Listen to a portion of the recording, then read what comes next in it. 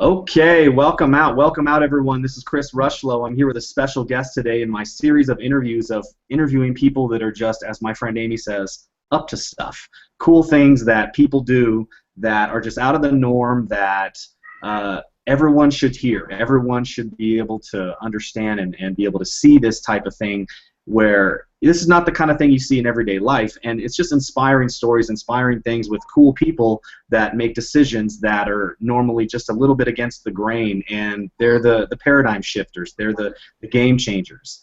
And so today I have with me a special guest. His name is Doug Masiuk, and he's a distance runner, an elite distance runner, one of only 230 or almost 240 distance runners who have ran across the United States. So a very elite group of people he's been able to accomplish that with. But the coolest thing about it is he's the only one who did that dealing with type 1 diabetes. And so we're going to talk a little bit about that today and how Doug overcomes that and some of the mental things that went through his mind when he finally decided to pick up and start distance running even in his 30s and be able to turn into an elite distance runner. And now he speaks for diabetes. He's been featured in Health and Fitness magazine. He's won awards. And now what we're also going to talk about is one of the coolest parts is what he's going to do next, which is, I'm not going to spoil the surprise, but it's something that's never been done before. And you're going to hear about that here in a little bit once we get into Doug's story and how he's done what he's done. So without further ado, Doug, how you doing, bud? Awesome, Chris. Awesome. And that was a wonderful introduction. Kind of had me looking over my shoulder like, who is he talking about? So, yeah, a warm welcome, and welcome to everyone who's listening and watching in. So, yeah, absolutely, man. And thank you for being here. And so, I just want to set the stage here for you guys. I actually, met Doug. He lives in my hometown here up in Frisco, Colorado. Or you live in Frisco, right? Okay. Yeah, I do too. Yeah, exactly. And and we met in the coffee shop about probably a week and a half ago or so, yeah. And just ended up having a conversation, and I asked him what he does, and he said to me, well, I'm a distance runner, and I speak for diabetes. And I went, what? And so, we got a chance to talk a little bit there, and I got a chance, just the honor to be able to get inside Doug's mind and start to understand the decisions he's made and why he made them, and how it was a little unique from what most people assume stops them from being able to accomplish the things they want in their life. And most of this audience that I speak to and my followers are people that are success driven, and a lot of them are just learning to be successful in their chosen fields, learning how to be successful entrepreneurs, or significant projects that they're working on, and things with purpose, things with passion. And so when I met Doug, I thought, well, this is perfect because, here I'm talking with someone who has done something that nobody else has done given the circumstances, and I want to know what makes him tick. I want to know what it was that caused the shift in your mind to be able to accomplish what you've accomplished. So, Doug, what I really want to do is just let you go into your story as to how this all came about for you. Start from the beginning so a lot of us can understand how you are where you are today. So go ahead. Right. And when brought that way, I need to give a lot of credit, like a lot of people in this situation do, to my parents and my family. Mm-hmm. I mean, we kind of look at some of the stuff I may be chosen to do and been able to accomplish as Vanguard, but we'll go back to when I was a child and I was diagnosed at the age of 3 with diabetes in 1977. And that's an era where people still had to sharpen needles manually. You couldn't do blood glucose tests out of your finger. You did test, go in the bathroom. And it was, I don't want to call it the dark ages because it was still an advancement from where we were before, but it was different. And you were really, the community, or as a population, we were really limited in that we were brittle. We didn't have a lot of opportunity. We didn't have a lot of choices. And that day in which my parents learned of my diagnosis, luckily the internist and the seeing doctor was a younger person, a little bit more hip to diabetes, and was able to share with them, yeah, it's going to be a challenge, yeah, it's tough, it's not perfect today, but you know what, they're a little kid and they should go outside and they should just be. where I've had the opportunity to meet other people with diabetes diagnosed in that same era or before me, sometimes even after me, and they were a lot more sheltered and coddled, whereas my mom and dad said, there's the front door, go outside, there's your cousins. There's the neighbor's kids, here's a bike. I never left the house without a box of raisins in my back pocket. I knew how to know what my low blood sugar was, but this was kind of different than the diabetic community at large. So coming from that mindset, you're not a victim, you're not an invalid. It's not even as if you have a challenge. This is just who you are and part of what you do, and you have responsibility just like every other human being, and be a big boy and deal. And that was probably the greatest gift that they could have ever done that. Now, with my biological mom, my mom, I mean, it was really hard for her to say one thing and still have emotions about it, because there was times, as that little kid, I would spend long periods in a hospital. I've survived 2 comas in my life. I was not allowed outside. So I speak of the freedom as one aspect, but there's also a lot of the not negative but hardship too, and challenges that needed to be overcome. And through my doctors, again through family, and also all the hard work and commitment through the American Diabetes Association, Juvenile Diabetes Research Foundations, all my endocrinologist doctors, health educators, nutritionists, and every politician and philanthropist that sees and saw diabetes that says we'll make it better. That is helped give me and pave the way for my life and my choices, as it is for that family that's learning of a diagnosis today. We're progressing here, and it's serious in the sense of it's a failed organ. When we say you're a human being with a failed organ, wow. But we're not talking about, leukemia. We're not talking about cancers or other kind of disabilities, and that it is just diabetes. So, that was kind of the framework. Very cool, man. And what I want to quickly preface here is what I love about what you just shared is you talked about how the diabetes community at large pretty much shelters the people who are suffering from it, quote unquote suffering from it, and that they essentially program and teach people at a young age that it's a handicap, and that it's something that to just live with and have to deal with, and let it essentially control a lot of your circumstances. And one of the cool things that I appreciate here is that in what I do in my communities, one of the major focuses is being able to expand people's minds and realize that their circumstances of what they were born with doesn't predict their life. And one of the issues that I see with a lot of people is they have this, they subscribe to this common thought or belief that you were born with a leg up, you were born special, you were born with things that gave you circumstances to succeed and to create stuff in your life. And people who don't have those just look at it and go, well, I didn't have that, so I can't do what they do. And what our biggest mission in my communities is to help people realize that that's a total myth, and actually your life is shaped by the circumstances you deal with in your life, not what you've been given.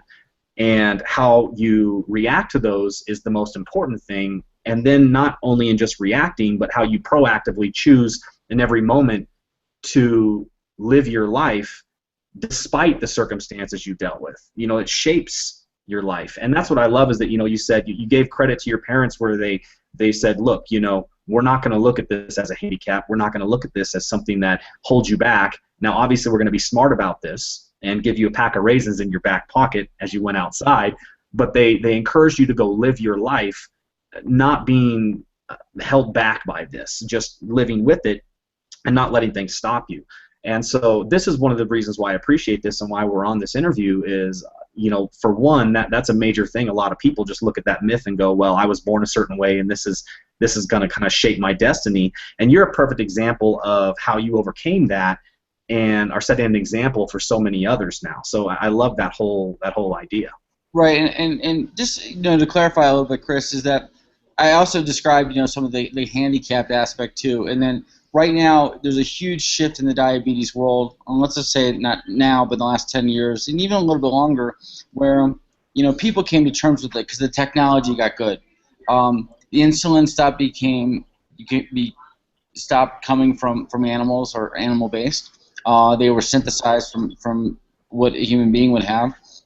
You can do accurate blood glucose tests, insulin pumps, and now with continuous glucose monitoring. So it's taking away a lot of the extremities of what your condition is and a lot of the extreme aspect, and it's just making you more human, so to speak. Even though you need to manually flip all these switches and do all this stuff, you can still biologically be like a normal balanced person with a normal functioning pancreas. So yeah, and that era is different. But one thing that came to mind when you're sharing with kind of how you think you're forged, like a predestiny, so to speak, or you enter into this world and maybe you have long hair, maybe you have no hair, kind of like a Dr. Seuss book. I don't know who you are, but and you kind of see yourself and maybe you throw yourself into these stereotypes because that's your archetype. That's maybe predestined in that this is how Catholics behave, or this is how people from Hawaii, what they do. And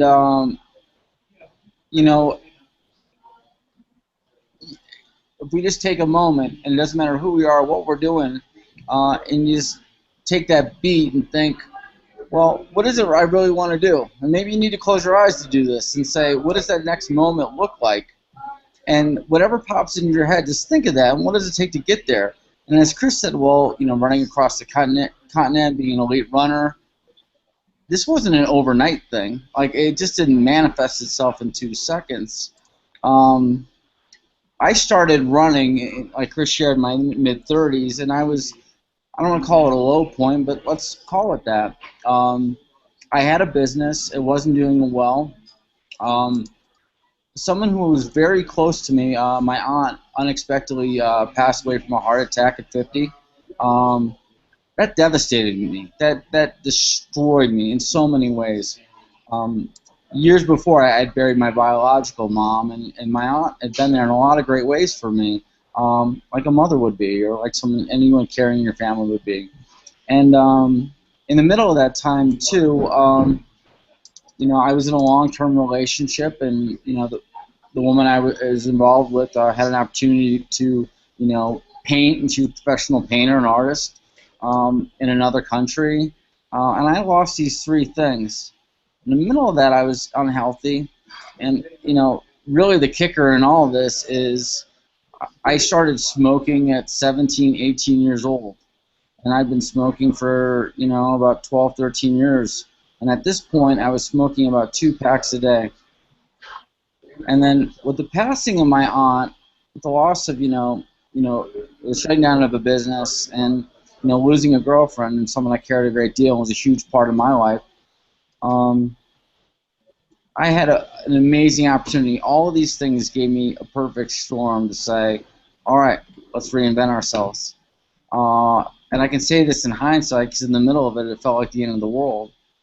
But at the time, I realized I needed to quit smoking. And I then started thinking about it. As me, a person with diabetes, I need to be doing it better than anyone else. And if I have any shot of making it, not only to my aunt's age at 50, but even longer. And so I started cutting back, and 2 packs eventually became 15 cigarettes a day, but I was still beside myself. I was out of my mind. I just couldn't do it. And then I'd revert. I started smoking more again. And then said, well, get back to 15. And again, I was out of my mind. And then one night, I don't know what clicked, and it was March the 9th. I had a pair of shoes. Somehow I had my sister's old soccer warm-up pants. I had a jacket. And at the time, I lived in the water, and my family's based in Maryland. And I went out running. And I hadn't run in years.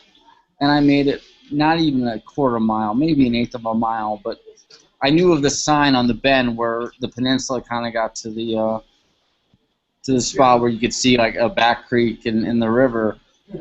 And that was like, I don't know, 10 seconds in the car, 15 seconds. I'm like, I don't run to that sign. I didn't quite make it. I fell over on the side of the grass and started throwing up, and I walked home, and I slept for more or less 2 days. I'd wake up and take my insulin and test, and being an addict, I'd wake up and smoke a cigarette. But after that 48 hours, I'd only smoked 9 cigarettes. So coming from 2 packs a day to 9 cigarettes in that 48 hours, I did the impossible to me. I'm like, this is the greatest thing ever. And at the moment, it wasn't like we're quitting smoking like we mentally approached it before. We're cutting back. This is a work in progress, one step at a time. Don't hang yourself because if you light up. And then I went out again the next night. I made it to the sign, that extra 5 feet, fell over, threw up. I literally started crawling home. I couldn't even walk. Yeah, and I made it to my front door, but I woke up the next morning.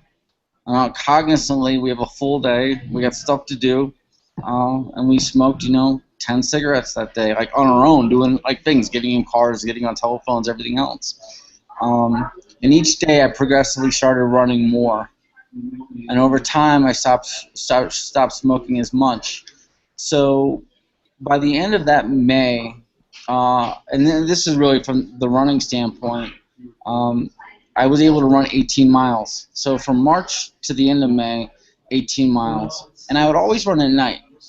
And it'd be like on the side of the road. I'd have a flashlight sometimes. I didn't have a watch. I didn't know what running was. I knew what it was, but I didn't know what it was. And I would go out there. And if I wanted to make it to the highway and back and get like 6 hours of sleep, you better run fast. So that summer, that kind of became like this thing that we did. And so then in the middle of the summer, you ran to Baltimore, and if you didn't make it home, you just got on the bus and you rode it home. You carry a cell phone and a credit card, and you catch a cab some nights, and you would just go out and run. And for me, it was this very cathartic thing, and to help me to heal. So that a year later, people started to see and ask, like, why the hell are you so fast? Why are you doing this? What is this about? And I downplay the smoking quite a bit, but every now and again someone will catch me in a great interview and I'll feel compelled to reveal. But, it was there to reset my approach to my health, my diabetes, and then also in return what it re-gifted to me was it gave me a new purpose or calling in life. And, for all of us, if the mission is big and huge, that's cool. That means you're on to some great stuff. And it could be a challenge some days, but sometimes it's outside of you, and it's yours to give to others and to give to the world. So then you find the selflessness, and I don't want to wake up early this morning and go to the track, but I'm there because eventually because of that choice, a little kid will know that and say, I can run too. So sometimes you have to trick yourself too, even in the middle of these great challenges and responsibilities. So that's kind of how I started running. Yeah. Wow. And that's cool to hear that too, because, you went through this struggle where, I know some people that say, stopping smoking is literally the hardest thing they've ever done. And, for you found something that was a catalyst to help you do that, where you started replacing, smoking with running, and eventually went from more smoking to more running. And that's an interesting. I've never heard of anyone that's ever done that way. I mean, I've heard of people starting to exercise, and getting better at their health, but this is a dramatic thing that you just don't see people do all the time. And so, I'm curious, before we go on here, I know that you had all these things happen in your life. You had your girlfriend, and you had the passing, and all these things that happened where you were finally like, I need to make changes. And your first time you did this, you ran like a quarter mile, like you said, and collapsed. And essentially you didn't give up, and you kept on going, realizing what you were capable of. And so as you started to go through this process, at what point did it get easier for you, and you got momentum going into this, where you had this 1 year transition where you started, almost a year transition where you started from a quarter mile to where a year later you're getting ready to, or less than a year later, you're running across the United States?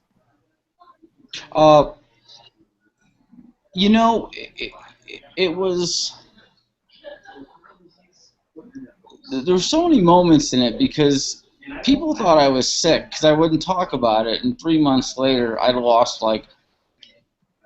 Naturally, I'm sort of built as a runner in certain ways. I'm slight for the most part. Um, I hold my head a certain way, my arms cocked a certain way. It's like this conditioning. If you do something 20 miles a day, your body it has that. But at the time, people weren't familiar with that version of Doug, and they saw very, very, very hollow cheeks. They saw me, wearing little kids' clothes because normal clothes wouldn't fit. Having to wear like children's shorts, and stuff like that. So, in that transition, I just didn't care. It was like I'm running. This is just what I'm doing, and I'm going out and going fast. And today we're going to try to run to Washington, D.C., and we'll turn around and try to come home. And when we don't, we'll call our friend to drag us out. And this is before the whole ultra scene and the publicity and media tied around ultra running really, was at kind of now a sort of zenith or a plateau and a high point. So you go to 2010 and 2009 and say ultra running, people didn't know what you're talking about. Now they may, but yeah. So you could share that you weren't running a marathon, but 40 miles. I didn't know what that was. Neither did anyone that had any kind of relationship with me.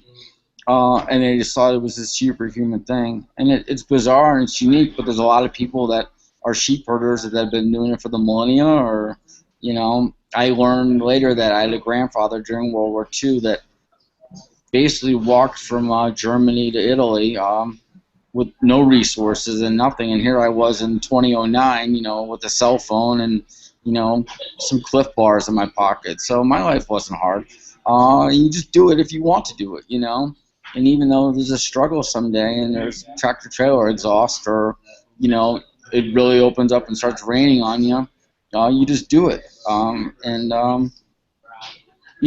It's okay when things aren't perfect, and it's okay when things aren't these almost immaculate selves. Challenge is all right. Challenge is a good thing, and challenge doesn't necessarily mean it's going to go forever. And I think we need to take a breath and say, all right, this is some hard work. We're going to push through it. If not, put it down, come back to it again, keep on whacking at it, and again, that 40 cigarettes becomes 9, becomes 0. You will get there, and just because the last second kind of felt like a failure doesn't mean the next 30, 50 years of life are going to be either. And just accept those things for what they are. And not get too down on yourselves, too. Because, when you're failing, that means you're swinging, and that means you're trying. And that's some important stuff, I think we can only get frustrated in ourselves when, if there's a status quo and a complacency, and we're frustrated in our life, and there's no advancement or no decline, So, I can say this because I don't have children and I don't have people that really depend on me like immediately every day. And maybe I'm afforded some of those freedoms to think that way. But I think for a lot of us too, it's important to challenge ourselves and to get fulfilled from those challenges and choices too. Then you're doing the right thing. Absolutely. So, you went through this year where you completely turned yourself inside out and rediscovered things and didn't make excuses for yourself and essentially knew that although you may be failing, you're failing forward and moving on. And so before we get into the cool thing that, you're about to take on, I want to hear a little bit what went through your mind as you were running across country, where you faced challenges and learned things probably about yourself that you hadn't realized before and realized your capabilities. And, of course, the year was an amazing transition, but then this was a whole other level to run across the United States. What went through your mind that had kept you moving forward and actually completing and finishing that? It depended on the moment. There was a lot of people leading up into it too. And not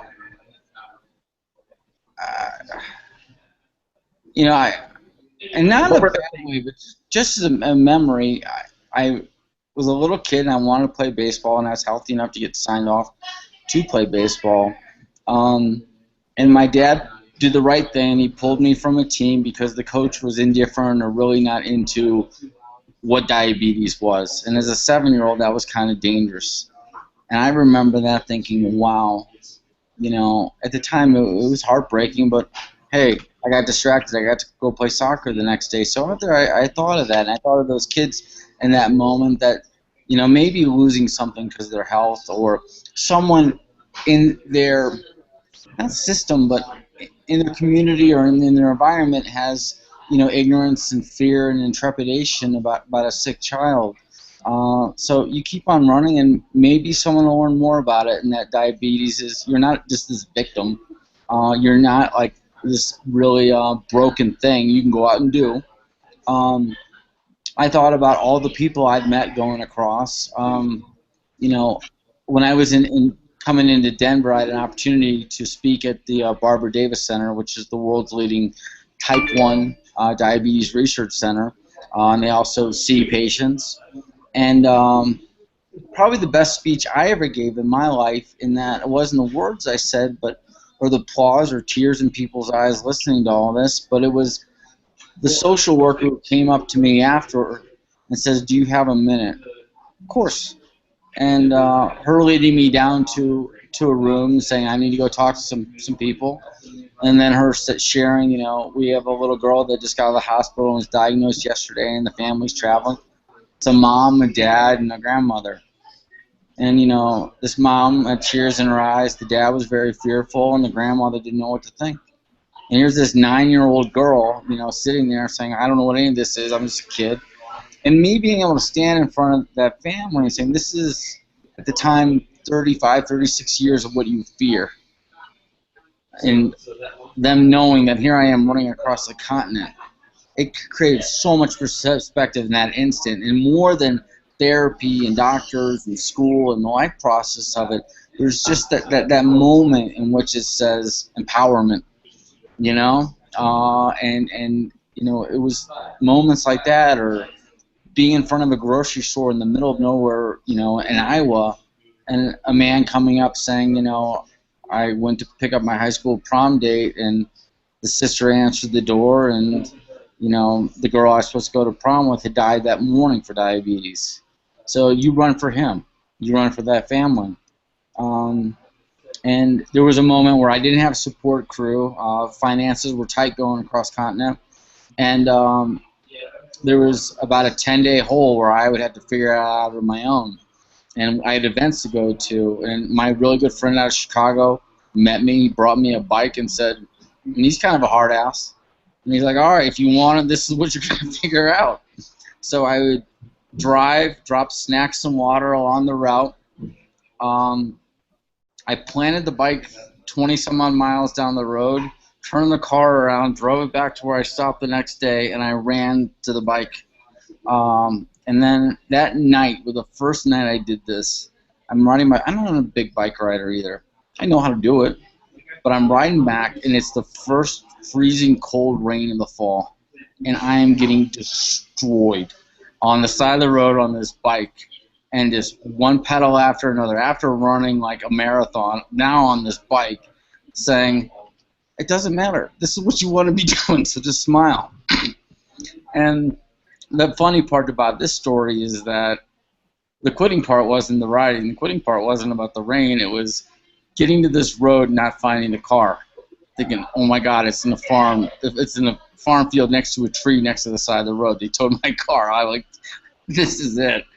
And luckily, me running into some people that happened to be driving through and them helping me find that car. But the next day was easier, and the next day was easier, and nothing will ever be that hard. So, again, you're going to have challenges. There's going to be struggle and everything else. But at the end of it, the overall motivator was seldomly in life, you'll have gifts, and I think within those opportunities and within those gifts, seldomly you have an opportunity to touch millions of people with that. And also, this is a first and something that you've lived with and struggled with, for an entire life. And this is how you can repay for all of those that have worked and dedicated so hard to give you this opportunity. so you do not fail. This is beyond you, so don't have emotions, don't quit, don't cry, don't bitch, just go. Because you have a lot of people counting on you because they invested in you along the way. And that's what gave me strength in a lot of ways. You know? Love that, and it reminds me of a quote that Steve Jobs talks about, which I think is really relevant to what was going through your mind here. Is when you have a vision, you know, then that vision is something that guides you. And what Steve Jobs used to say is, you know, pioneers and leaders, and I'm paraphrasing a little bit, just because I don't remember the exact quote, but he said, you know, pioneers and leaders don't need to be pushed or motivated. You know, they don't need that because they have vision, and the vision pulls you. Yeah. Yeah, man. I mean, it's. I'm not a religious person, but it became outside of myself as if something channeled me. You know, my aunt, she lost life too soon. You know, that's why I ran. You know, that little boy or little girl in that hospital, they may be learning of what I was doing. You go for them. That first doctor that, you know, you woke up and that's the first thing you saw after months in the hospital, saying it's going to be okay. You know, can you go outside? Yeah, you'll be outside. Well, we're outside here, doctor. You know, and this is 20 some odd years later. Look what we're doing. You know, and also not just with people with diabetes. And again, we're lucky in that we can run across continents almost unhindered here.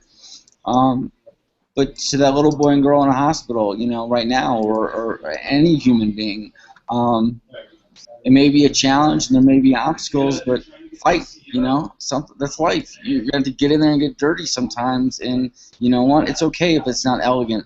It's okay. It's your choice, and you're going to do beautiful, you know, and just show up and put your heart and soul into it, and you're going to be proud of that, and you're going to sit there looking back and saying, I lived a great life because I made those choices, you know. So I love that, and now it makes a lot more sense that, you know, it seems to be this common theme with successful people that I see, that they have this vision that's more than themselves, it's outside of themselves. And when the purpose becomes about more than yourself and a larger purpose that is outside of you and extends beyond you, then that's when things transform. I've seen so many people transform once their vision shifts from just doing things for themselves to making it a bigger, larger purpose. And so I love that, and this is exactly one of the reasons why I wanted to get you on this interview, was to display that once again after we sat and talked and chatted in the coffee shop a couple times. And, you know, at first when we met, it was like, oh, cool. And then it's like we kept on meeting in the coffee shop, and I was like, okay, for some reason this keeps happening. I probably should explore this more and ask more questions. So we actually got a chance to chat a couple times, and if people had been in on that, if those chats had been recorded, you know, there may even be a deeper understanding of what's about to take place as well. But for the sake of time, you know, I want to now shift on to what we're going to be, you know, what you're looking to undertake here. And one of the things before I do that, I want to preface is, you said during your run across the country that you found out, you know, and with on the bike, you said there's going to be nothing, I'll never face something as hard as that before. You know, like, this is as hard as it's going to get, and I didn't die from it, so I can keep going. And that gave you the confidence to really break through and take things to a whole other level in this purpose and this vision and in your life and what you're doing for others. And so my question to you as to what you're about to undertake here is, are you sure that was the hardest thing you've ever done in your life? Because, you know, now I'll just come out and say it here, you know, you're looking to accomplish something no one has ever done before, which is run the Appalachian Trail. And for those of you who don't know, the Appalachian Trail is 2,185 miles, if I'm not mistaken, and you're looking to do this in 50 days, running through the mountains along the Appalachian Trail, which most people take months and months and months to hike. Doing this. Go ahead. Or years. Others have run it, and it's called like a run, hiking, crawling. Maybe, I don't know. The current record on it's 46 and a half days. Oh, okay. So someone has done this. Well, they hiked 18 hours a day, and Ah. that's how they got their 46 days. Another gentleman is tried to run it in 2008, hiked it in 2008. And in the ultra world, when you start going over a marathon and you get hills, there's gonna be moments where you walk, because you're gonna need to eat or whatever the case is. Tie your shoe because you're into it for the long haul. But like you're saying, Chris, I'm looking to set the record, and you know, based on my pace and based on what my team and my crew and the advice I'm getting, we're looking at or I'm looking at doing close to 50 miles a day. And in the back of my mind, it's saying, let's give it another 2. Because when you say I'm running 2 marathons a day on the trail, or not planning on, but I am doing or I have done, there's a little different stickiness. I like marketing. I like, attractive and titles and everything else. So that's kind of this thing. I'm sure that'll get thrown to the wayside saying, okay, we're just going to go 48 miles today to be cool with that. But no person that I've discovered and that others have looked into and researched with diabetes, or a failed organ for that matter, has a world record or an athletic accomplishment in any category. It's odd, it's esoteric, it's as niche as it gets, but it's a first, and it's a new high water mark. And really, it's just not about like, yay diabetes and yay, we can do. It almost creates it as we can be that fast, or we can be the best, or aspire towards an aspect of perfection. And oh, by the way, we are diabetic. Oh, by the way, we may be blind. Oh, by the way, we have these limitations, challenges. Oh, by the way, we came from the other side of the tracks. It becomes this afterthought. So the condition is never, it's part of your life, and you deal with it because you're responsible and you make choices. But it almost becomes this thing that doesn't limit, and it's, again, the afterthought. And that's really what I want to make it about, so that kids go out there and they'll run a marathon, or they'll make that baseball team, or they'll get perfect score on the SAT, and it'll be like, oh yeah, I also have diabetes. So it's never the excuse, or feel sorry for me and really excited and impressed that I did this.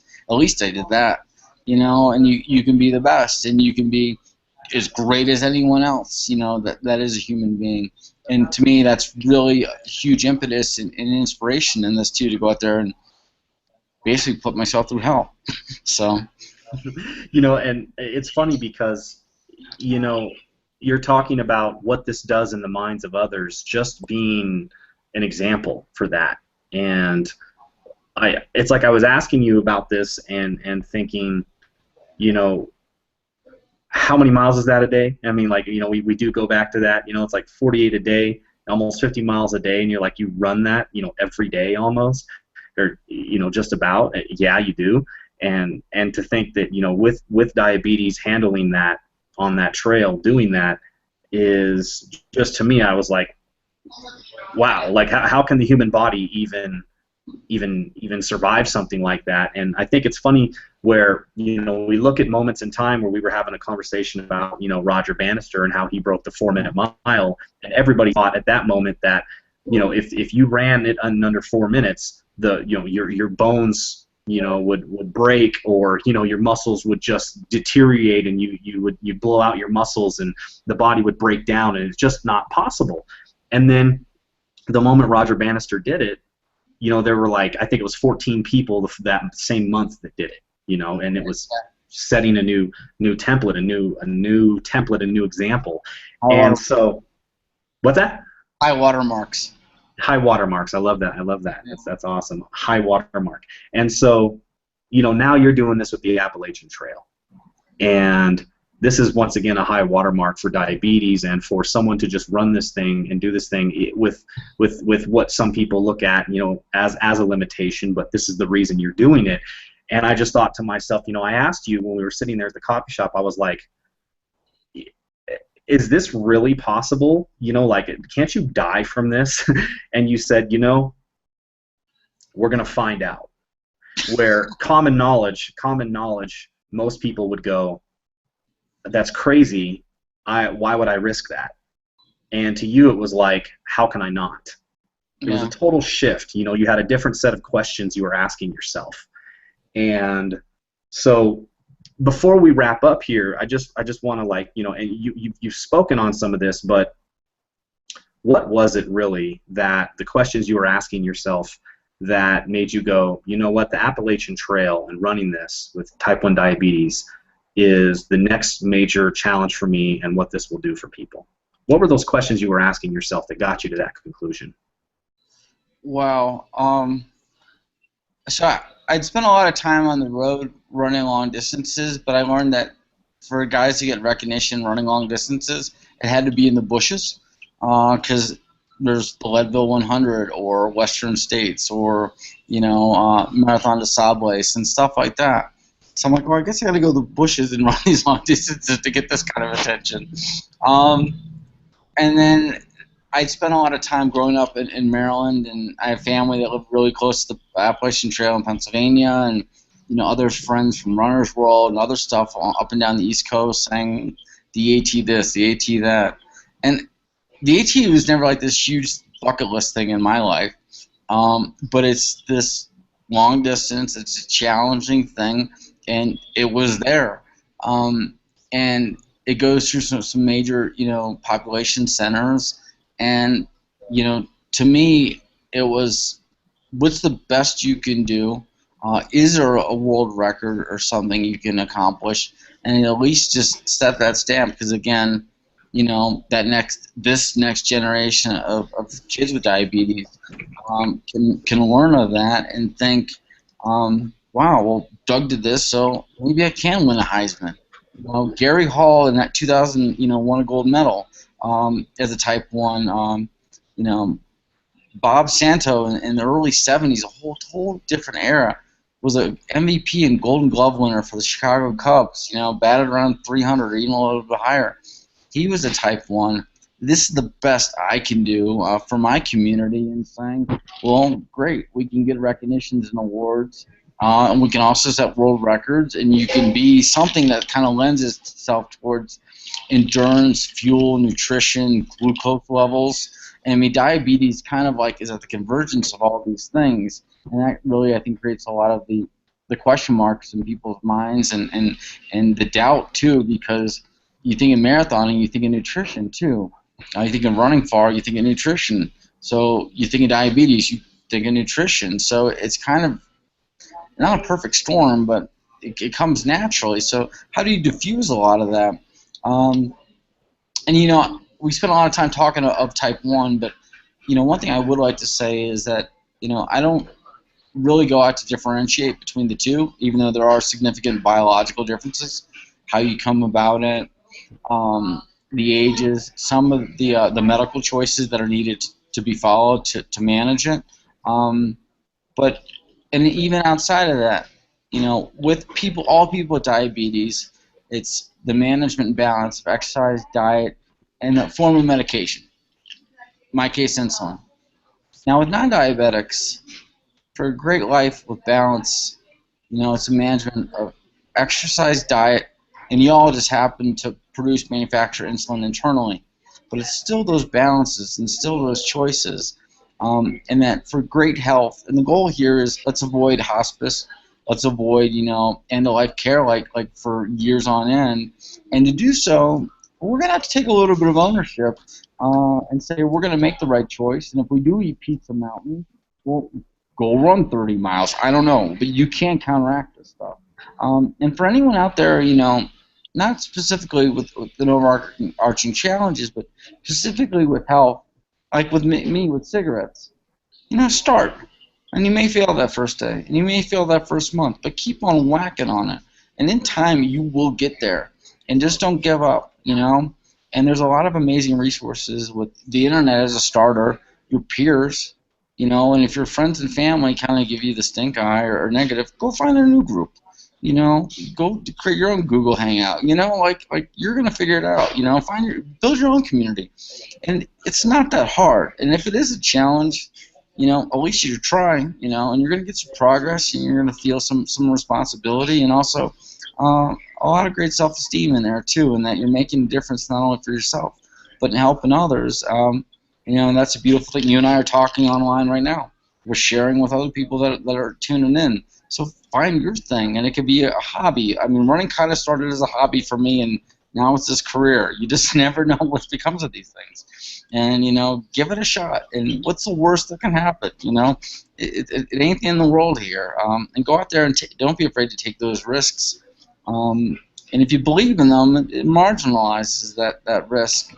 And back to the AT, it's, I believe in that, and that's the risk I'm willing to take. And you know what, we're going to do the best we can. Maybe we run out of money. I don't know. Maybe bears take our car. I don't know what's going to happen. But we're going to go out there, and this is the best we can be at this moment, and we're going to go forth and try to make history.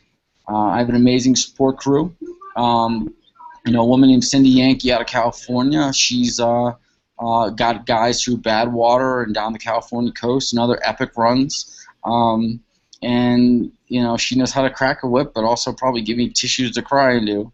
And then someone else that Megan Musgrave is awesome at creating events. We're doing 5 or 6 events along the way to let little kids poke me and say, oh, this is diabetic, look at these things.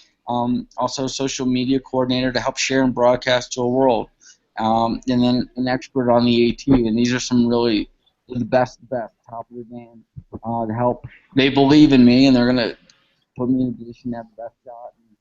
And knock on woods, these knees will hang on. And hopefully along the way we'll look back and we'll have a lot of smiles and say, well, you at least didn't even have to ride a bike for 20 miles in the rain that day. So, Well, and that's the cool thing is because not only are you running the Appalachian Trail, but right after that you're getting on a bike. And this is the plan you told me. Is that still happening? If we have enough time, yeah. It's funny you bring that up. And this, I think anyone who hears this thinks, oh my God, this man is completely out of his mind. Well, I thought that too. Yeah, fair enough. I assessed it right. What am I supposed to do after the AT? I'm going to be, in essence, homeless or without a home. And I've been invited to join an all-diabetic team or group of runners in Texas, and it's the longest Ragnar-type run in the world. It's the Capital Coast-to-Coast Relay. And an awesome man, Don Muchow, out of the Dallas area, and a type 1 diabetic of 40-some-odd years, has organized this group, and we're doing this relay. And I'm thinking, well, I may just have 10 days, and that's enough time to get between Georgia and Texas. And then what's another 1,500 miles to the coast in California? So we're seeing if we can pull off the bike thing. But some people that are interested in supporting that are working on that aspect. And I don't know, after the AT, I may need to go lay in a hot tub for like 48 weeks or something. So love that, man. So the thing here we've got is, the purpose is Appalachian Trail, and the reasons why we now understand. And so we're all behind you in this. And so the last question is really, what is it going to take to make sure all of this happens? And are you there yet, or do you still need support? Do you still need funding? Or how close are you to your funding goal so that you can actually make all of these things happen with your team, with the social media person, with the coach, with the AT expert? How close are you? And really, if you're not, what do you need from people that can help make this thing a reality? Right, no, and thank you for asking, bringing this up. This is important. A lot of people just simply say, well, go to diabetic pharma groups and ask them. And, they're excited about what I do, and they give me recognition, but it's tough for them to get them to pick up the couch and flip the cushions over. So I've gone back to a lot of people that have supported me on a personal and individual basis. When we add up the crew and then the cost of vehicle and gas and insurance, and at least initially that outlay which you need for food and equipment, the entire budget for this thing's $32K, and for us to cover those up front, that initial cost, it's $20,000, and we're almost at halfway there. So meaning that we have just close to $10,000 right now. So the funding has been a main challenge in what I do. through a lot of these projects. And a friend of mine created Perspective when I thought it was hopeless and everything else. He shared, you just need to find 300 people with $100. And that, again, from that first quarter mile to going across the continent, from going across the continent to running the AT, it's these steps, or whatever our challenges are. And that's, my main challenge, and really what I spend a great deal of time on right now, is getting people excited, saying, this is what we're doing, I need help, can't do it alone. Do you want to see this? And a lot of people get, really amped up and excited and saying, we got a track record, you got the enthusiasm, you got a lot of the major things in place, and now the gas in the tank, so to speak, the capital is kind of the challenge. I'll help you. So, if anyone watching and any of your audience, wants to make a contribution, awesome. And Okay. in exchange, what we'll be able to do is, be able to create updates. We're doing, in essence, a minimum of 2 a week. We're doing a lot of stuff with social media that'll help us to go in and do these, 5, 6 events along the way. And at the end of it, too, we'll be sending out, hopefully, I don't want to call it a movie, but something a little bit more long form that chronicles this. It's probably half of me crying or yelling at subtoes, and the other half of us meeting people and the impact we're having out there. So, yeah, So without support, this stuff can't happen. Well, I love this, and we had a little bit of a conversation about how we make things kind of work and flow, and where people can see how this benefits and how this benefits them as well as everyone else around them. And so, my ideas here is just to offer a suggestion, even live here for people, is a quick question. Do you have anything like a Kickstarter campaign or Fund My Travel or anything like that set up yet? No, and the reason we shied away from that was, those groups take cuts. So if people believe in what I'm doing, they go to onerun.org, and the one is numerical, like a cell phone or calculator, or another URL is my name, dougmasiuk.com. It's the same website. And there's a support function on there, and it's done through PayPal. And going across country, we did it that way too. And this, and we're partnering with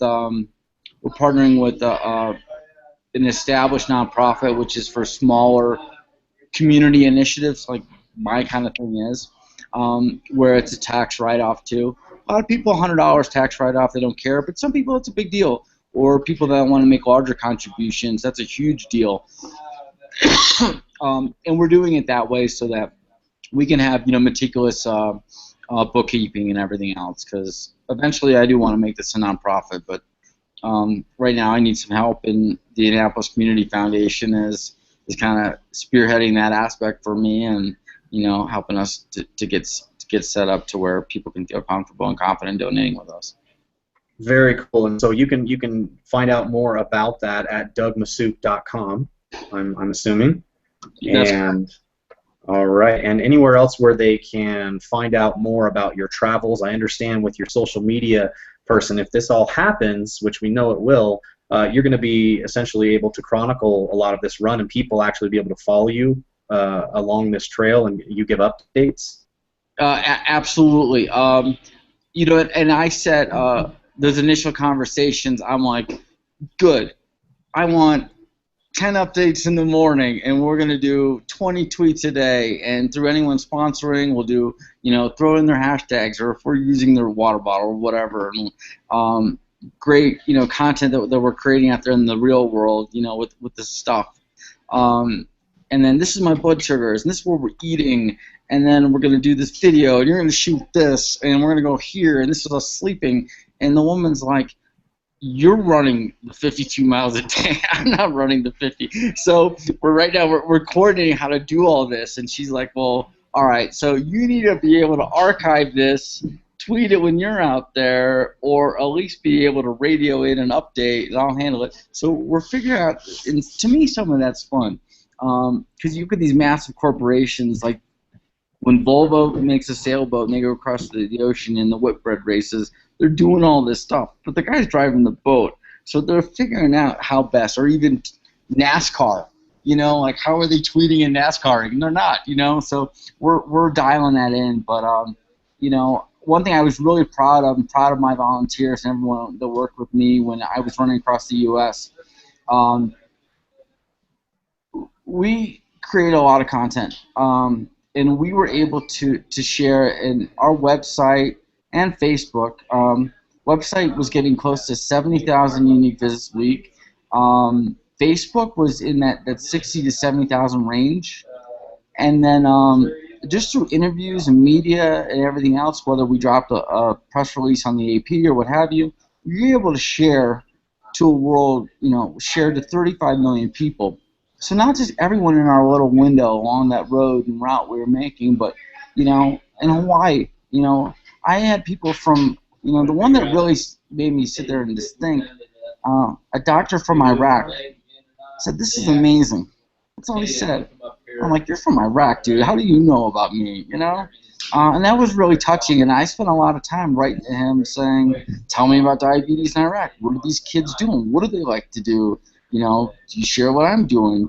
You know, could they run across Iraq? You know, what would that look like?" It really, you know, reiterated to me the purpose and the point of being on top of the media aspect. And like I said, you know, we'll be doing going for about two updates a minimum a week. I would like to see more. We're going to see how that turns out because, again, we are going to be in the mud. Electricity is an issue out there, and we're figuring out how best to coordinate that, or even having someone remotely and, I don't know, we use a telegraph to teletype the story in and then they write it out. I don't know. But, yeah, we want to keep people engaged and kind of waking up in the morning. One of the first things they check is how'd they do yesterday, you know? Yeah.